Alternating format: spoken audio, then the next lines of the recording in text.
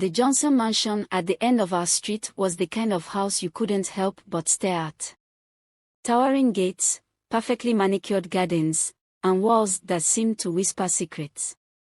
Inside lived David Johnson, a tech billionaire whose life appeared to be the stuff of dreams. A self-made man, he had it all, a sprawling empire, a beautiful wife named Angela, and two charming children, Emma and Ryan.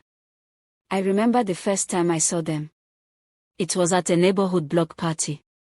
Angela's laughter rang out like music, her elegance unmatched, while David charmed the crowd with his charisma. Their children clung to their hands, shy yet endearing. Standing behind them, unnoticed by most, was Grace, their housemaid. She was petite, with a quiet demeanor that made her almost invisible. But to me, she seemed more than just a maid. There was a quiet strength in her that lingered in the background. Life in the Johnson household seemed perfect, but perfection often hides cracks too small for the world to notice. Angela's frequent trips abroad and David's long hours at work painted a picture of a modern, successful family. Grace kept everything running seamlessly behind the scenes. Her dedication was evident in every polished floor and every freshly laundered sheet. Yet, beneath her composed exterior, Grace carried a burden heavier than anyone could imagine. It was during one of Angela's long trips abroad that things began to shift. David stayed behind, citing work commitments. For weeks, everything seemed normal. Grace continued her duties, her presence as steady as ever. But something was different. I started noticing her more often, at the market, her shoulders slumped, in the yard, staring off into the distance. There was a heaviness to her that hadn't been there before. At first, I brushed it off, but whispers began to circulate. "Have you seen the way David looks at Grace?" someone murmured at the grocery store. I dismissed it as gossip until one evening, I saw them together. David stood too close, his hand brushing hers. Grace looked away, her face a mix of discomfort and something else I couldn't place. Months passed, and the whispers grew louder. Then, one rainy afternoon, it all came to a head. Angela returned from her trip, and the atmosphere around the Johnson mansion turned cold. That evening, I saw Grace walking down the street, a small suitcase in one hand and tears streaming down her face. The sight of her broke something in me. Later, the truth spilled out. Grace was pregnant. Angela had found out and demanded she leave immediately. David, instead of owning up to his actions, accused Grace of trying to trap him. It was a betrayal that sent shockwaves through the neighborhood. Grace disappeared, and life at the Johnson house returned to its polished perfection, at least on the surface. Months later, on a crisp autumn morning, I saw her again. She was standing at the bus stop, cradling a baby girl. The child was stunning, with David's piercing eyes and a head full of soft curls. Grace named her Hope, a fitting name for a child who became her reason to fight. Grace's life was anything but easy.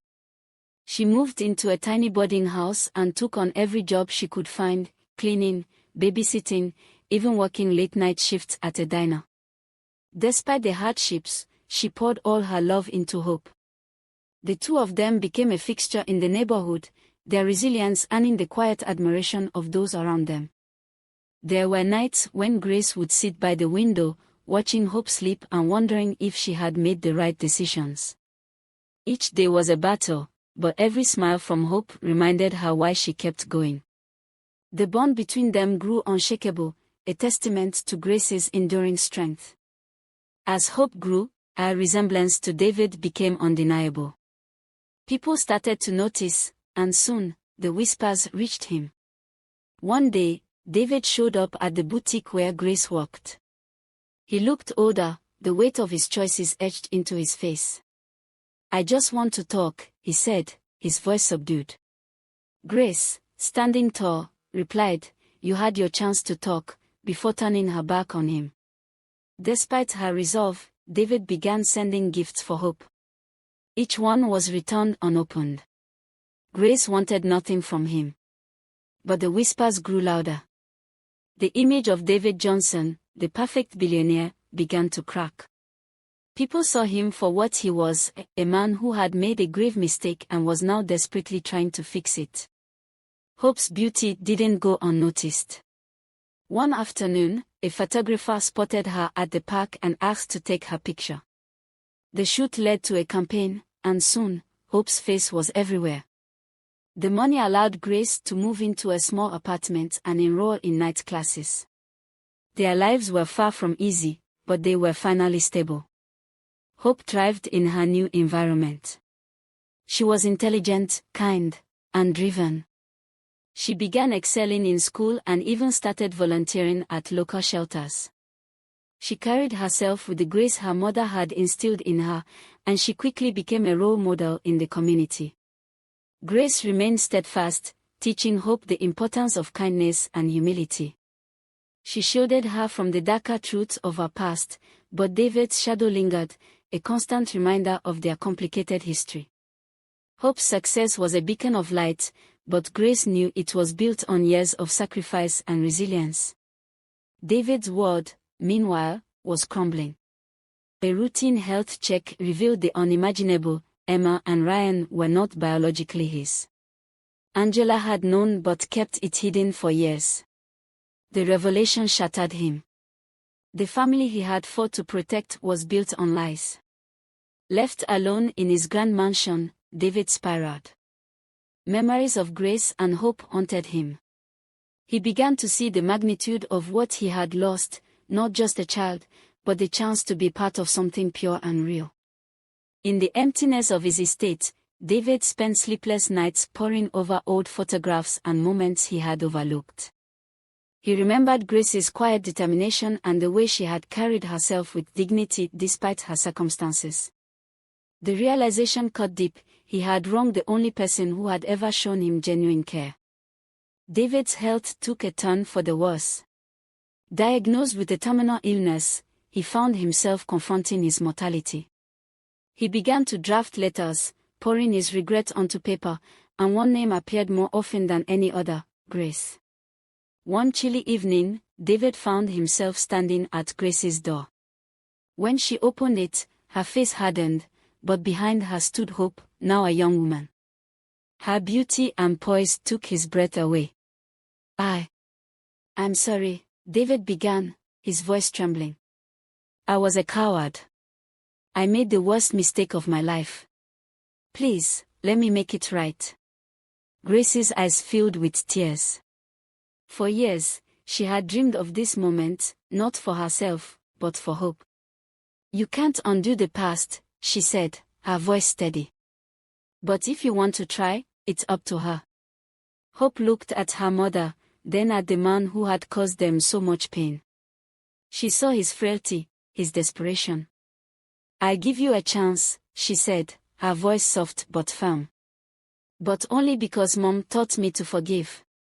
Over the following months, David began building a relationship with Hope. He supported her dreams and acknowledged Grace's sacrifices. For the first time, he understood what he had thrown away. Though his time was limited, he cherished every moment with them. David's regret fueled his efforts to make amends. He helped fund Hope's education and quietly ensured Grace's struggles were eased. Though Grace remained cautious, she couldn't deny the sincerity in his actions. As David's health declined, he spent more time reflecting on his life. Hope's forgiveness became his lifeline, a source of solace in his darkest moments. He shared stories of his regrets and dreams, hoping to leave behind lessons for her. When David passed, he left a heartfelt letter. Hope, you are my redemption, it read. Grace, you are the strength I never deserved. Thank you for giving me a chance to atone. Today, Grace and Hope's story stands as a testament to resilience and the power of forgiveness. Their bond remains unbreakable, a reminder that even in the face of betrayal, love and hope can prevail. Years later, as Hope stood before a packed auditorium to receive an award for her contributions to children's education, she looked out into the crowd. She saw Grace, her unwavering supporter. In that moment, she realized that despite everything, Her life was a testament to the strength of her mother and the lessons learned from a man who sought redemption too late but never stopped trying. Hope's voice, steady and filled with emotion, echoed through the hall. To my mother, who taught me to rise above, and to my father, who taught me the value of redemption. This is for both of you. The audience erupted in applause, and Grace's eyes glistened with pride. Their journey, though fraught with pain, had led them here, to a place of healing, understanding, and unbreakable love.